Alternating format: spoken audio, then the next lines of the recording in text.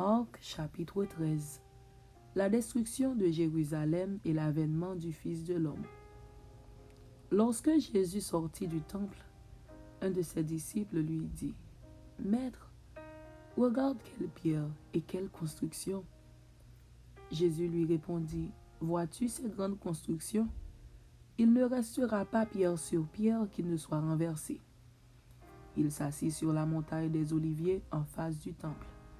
Et Pierre, Jacques, Jean et André lui firent en particulier cette question. « Dis-nous, quand cela arrivera-t-il et à quel signe connaîtra-t-on que toutes ces choses vont s'accomplir ?» Jésus se mit alors à leur dire, « Prenez garde que personne ne vous séduise, car plusieurs viendront sous mon nom disant, c'est moi, et ils séduiront beaucoup de gens. Quand vous entendrez parler de guerre et de bruit de guerre, ne soyez pas troublés, car il faut que ces choses arrivent. Mais ce ne sera pas encore la fin. Une nation s'élèvera contre une nation et un royaume contre un royaume. Il y aura des tremblements de terre en divers lieux. Il y aura des famines. Ce ne sera que le commencement des douleurs. Prenez garde à vous-même. On vous livrera aux tribunaux et vous serez battus de verges dans les synagogues. Vous comparaîtrez devant des gouverneurs et devant des rois à cause de moi pour leur servir de témoignage. Il faut premièrement que la bonne nouvelle soit prêchée à toutes les nations. Quand on vous emmènera pour vous livrer, ne vous inquiétez pas d'avance de ce que vous aurez à dire, mais dites ce qui vous sera donné à l'heure même, car ce n'est pas vous qui parlerez, mais l'Esprit Saint. Le frère livrera son frère à la mort, et le père son enfant. Les enfants se soulèveront contre leurs parents et les feront mourir. Vous serez haïs de tous à cause de mon nom, mais celui qui persévérera jusqu'à la fin sera sauvé. Exhortation à la vigilance. Lorsque vous verrez l'abomination de la désolation établie là où elle ne doit pas être, que celui qui lit fasse attention, alors que ceux qui seront en Judée fuient dans les montagnes, que celui qui sera sur le toit ne descende pas et n'entre pas pour prendre quelque chose dans sa maison, et que celui qui sera dans les champs ne retourne pas en arrière pour prendre son manteau. Malheur aux femmes qui seront enceintes et à celles qui allaiteront en ces jours-là. Priez pour que ces choses n'arrivent pas en hiver, car la détresse en ces jours sera telle qu'il n'y en a point eu de semblable depuis le commencement du monde que Dieu a créé jusqu'à présent, et qu'il n'y en aura jamais. Et si le Seigneur n'avait abrégé ces jours, personne ne serait sauvé. Mais il les a abrégés à cause des élus qu'il a choisis. Si quelqu'un vous dit alors, le Christ est ici, ou il est là, ne le croyez pas, car il s'élèvera de faux Christ et de faux prophètes. Ils feront des prodiges et des miracles pour séduire les élus s'il était possible. Soyez sur vos gardes. Je vous ai tout annoncé d'avance. Mais dans ces jours, après cette détresse, le soleil s'obscurcira, la lune ne donnera plus sa lumière. Les étoiles tomberont du ciel et les puissances qui sont dans les cieux seront ébranlées. Alors on verra le Fils de l'homme venant sur les nuées avec une grande puissance et avec gloire. Alors il enverra les anges et il rassemblera les élus des 4 vents, de l'extrémité de la terre jusqu'à l'extrémité du ciel. Instruisez-vous par une comparaison tirée du figuier. Dès que ses branches deviennent tendres et que les feuilles poussent, vous connaissez que l'été est proche. De même, quand vous verrez ces choses arriver, sachez que le Fils de l'homme est proche, à la porte. Je vous le dis en vérité, cette génération ne passera point, que tout cela n'arrive. Le ciel et la terre passeront, mais mes paroles ne passeront point. Pour ce qui est du jour ou de l'heure, personne ne le sait, ni les anges dans le ciel, ni le Fils, mais le Père seul. Prenez garde, veillez et priez, car vous ne savez quand ce temps viendra. Il en sera comme d'un homme qui, partant pour un voyage, laisse sa maison, remet l'autorité à ses serviteurs, indique à chacun sa tâche et ordonne au portier de veiller. Veillez donc, car vous ne savez quand viendra le maître de la maison, ou le soir, ou au milieu de la nuit, ou au chant du coq, ou le matin. Craignez qu'il ne vous trouve endormi à son arrivée soudaine. Ce que je vous dis, je le dis à tous. Veillez.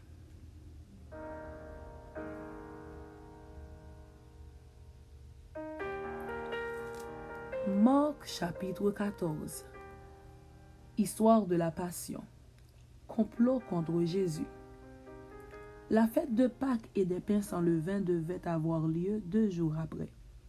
Les principaux sacrificateurs et les scribes cherchaient les moyens d'arrêter Jésus par ruse et de le faire mourir, car ils disaient que ce ne soit pas pendant la fête, afin qu'il n'y ait pas de tumulte parmi le peuple. Parfum répandu sur la tête de Jésus à Béthanie. Trahison de Judas. Comme Jésus était à Béthanie, dans la maison de Simon le lépreux, une femme entra pendant qu'il se trouvait à table. Elle tenait un vase d'albâtre qui renfermait un parfum de nard pur de grand prix. Et, ayant rompu le vase, elle répandit le parfum sur la tête de Jésus. Quelques-uns exprimèrent entre eux leur indignation. À quoi bon perdre ce parfum? On aurait pu le vendre plus de 300 deniers et les donner aux pauvres. Et ils s'irritaient contre cette femme. Mais Jésus dit, laissez-la. Pourquoi lui faites-vous de la peine? Elle a fait une bonne action à mon égard, car vous avez toujours les pauvres avec vous et vous pouvez leur faire du bien quand vous voulez. Mais vous ne m'avez pas toujours. Elle a fait ce qu'elle a pu. Elle a d'avance embaumé mon corps pour la sépulture. Je vous le dis en vérité, partout où la bonne nouvelle sera prêchée, dans le monde entier, on racontera aussi en mémoire de cette femme ce qu'elle a fait. Judas Iscariote, l'un des 12, alla vers les principaux sacrificateurs afin de leur livrer Jésus. Après l'avoir entendu, ils furent dans la joie et promirent de lui donner de l'argent. Et Judas cherchait une occasion favorable pour le livrer. Célébration de la Pâque et institution de la Sainte Seine. Le premier jour des pains sans levain, où l'on immolait la Pâque, les disciples de Jésus lui dirent, « Où veux-tu que nous allions te préparer la Pâque ?» Et il envoya 2 de ses disciples et leur dit, « Allez à la ville, vous rencontrerez un homme portant une cruche d'eau. Suivez-le. Quelque part qu'il entre, dites au maître de la maison, le maître dit, où est le lieu où je mangerai la Pâque avec mes disciples? Et il vous montrera une grande chambre haute, meublée et toute prête. C'est là que vous nous préparerez la Pâque. » Les disciples partirent, arrivèrent à la ville et trouvèrent les choses comme il le leur avait dit. Et ils préparèrent la Pâque. Le soir étant venu, il arriva avec les 12. Pendant qu'ils étaient à table et qu'ils mangeaient, Jésus dit, « Je vous le dis en vérité, l'un de vous qui mange avec moi me livrera. » Ils commencèrent à s'attrister et à lui dire l'un après l'autre, « Est-ce moi? » Il leur répondit, « C'est l'un des 12 qui met avec moi la main dans le plat. Le Fils de l'homme s'en va selon ce qui est écrit de lui.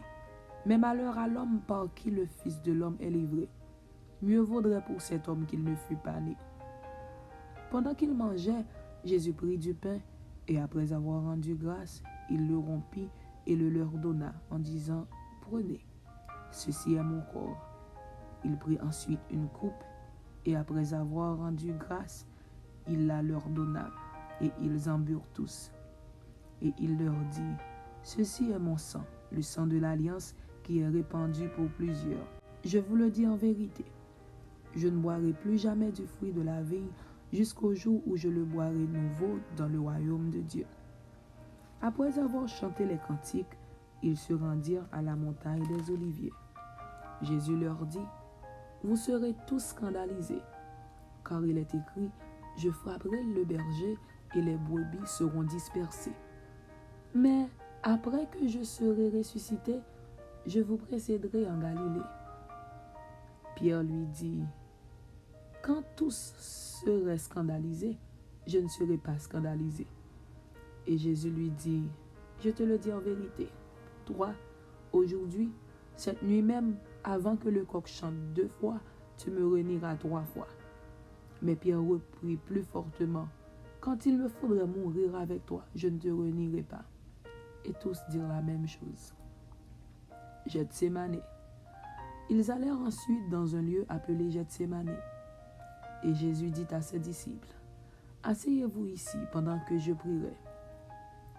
Il prit avec lui Pierre, Jacques et Jean, et il commença à éprouver de la frayeur et des angoisses.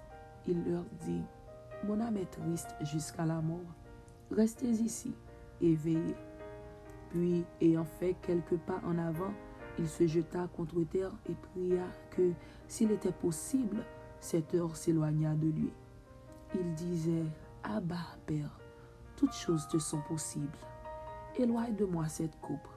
Toutefois, non pas ce que je veux, mais ce que tu veux. Et il vint vers les disciples, qu'il trouva endormis, et il dit à Pierre, Simon, tu dors, tu n'as pu veiller 1 heure. Veillez et priez, afin que vous ne tombiez pas en tentation.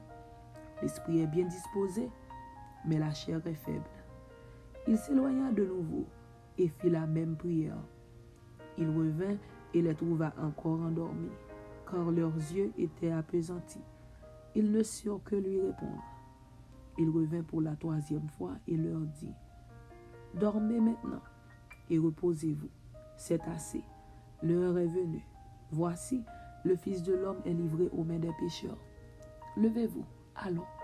Voici, celui qui me livre s'approche. Arrestation de Jésus. Et aussitôt, comme il parlait encore, arriva Judas, l'un des 12, et avec lui une foule armée d'épées et de bâtons, envoyés par les principaux sacrificateurs, par les scribes et par les anciens. Celui qui le livrait leur avait donné ce signe. Celui que je baiserai, c'est lui. Saisissez-le et emmenez-le sur moi. Dès qu'il fut arrivé, il s'approcha de Jésus, disant, Rabbi, et il le baisa. Alors ces gens mirent la main sur Jésus et le saisirent. Un de ceux qui étaient là, tirant l'épée, frappa le serviteur du souverain sacrificateur et lui emporta l'oreille. Jésus, prenant la parole, leur dit, vous êtes venus comme après un brigand, avec des épées et des bâtons, pour vous emparer de moi. J'étais tous les jours parmi vous, enseignant dans le temple, et vous ne m'avez pas saisi. Mais c'est afin que les Écritures soient accomplies. Alors tous l'abandonnèrent et prirent la fuite. Un jeune homme le suivait, n'ayant sur le corps qu'un drap. On se saisit de lui, mais il lâcha son vêtement et se sauva tout nu. Jésus devant le Sanhédrin, présidé par Caïphe, condamnation. Ils emmenèrent Jésus chez le souverain sacrificateur où s'assemblèrent tous les principaux sacrificateurs, les anciens et les scribes. Pierre le suivit de loin jusque dans l'intérieur de la cour du souverain sacrificateur. Il s'assit avec les serviteurs et il se chauffait près du feu. Les principaux sacrificateurs et tout le Sanhédrin cherchaient un témoignage contre Jésus pour le faire mourir, et ils n'en trouvaient point. Car plusieurs rendaient de faux témoignages contre lui, mais les témoignages ne s'accordaient pas. Quelques-uns se levèrent et portèrent un faux témoignage contre lui, disant, nous l'avons entendu dire, je détruirai ce temple fait de main d'homme, et en 3 jours, j'en bâtirai un autre qui ne sera pas fait de main d'homme. Même sur ce point-là, leur témoignage ne s'accordait pas. Alors le souverain sacrificateur, se levant au milieu de l'assemblée, interrogea Jésus et dit, ne réponds-tu rien? Qu'est-ce que ces gens déposent contre toi? Jésus garda le silence et ne répondit rien. Le souverain sacrificateur l'interrogea de nouveau et lui dit, es-tu le Christ, le Fils du Dieu béni? Jésus répondit, je le suis. Et vous verrez le Fils de l'homme assis à la droite de la puissance de Dieu et venant sur les nuées du ciel. Alors le souverain sacrificateur déchira ses vêtements et dit, qu'avons-nous encore besoin de témoins? Vous avez entendu le blasphème? Que vous ensemble? Tous le condamnèrent comme méritant la mort. Et quelques-uns se mirent à cracher sur lui, à lui voiler le visage et à le frapper à coups de poing en lui disant, devine. Et les serviteurs le reçurent en lui donnant des soufflets. Reniement de Pierre. Pendant que Pierre était en bas dans la cour, il vint une des servantes du souverain sacrificateur. Voyant Pierre qui se chauffait, elle le regarda et lui dit, « Toi aussi, tu étais avec Jésus de Nazareth. » Il le nia, disant, « Je ne sais pas, je ne comprends pas ce que tu veux dire. » Puis il sortit pour aller dans le vestibule, et le coq chanta. La servante, l'ayant vu, se mit de nouveau à dire à ceux qui étaient présents, « Celui-ci est de ces gens-là. » Et il le nia de nouveau. Peu après, ceux qui étaient présents dirent encore à Pierre, « Certainement tu es de ces gens-là, car tu es galiléen. » Alors il commença à faire des imprécations et à jurer, « Je ne connais pas cet homme dont vous parlez. » Aussitôt, pour la seconde fois, le coq chanta. Et Pierre se souvint de la parole que Jésus lui avait dite, « Avant que le coq chante 2 fois, tu me renieras 3 fois. » Et en y réfléchissant, il pleurait. Amen. C'était Marc chapitre 13 et Marc chapitre 14. Que Dieu vous bénisse. Amen.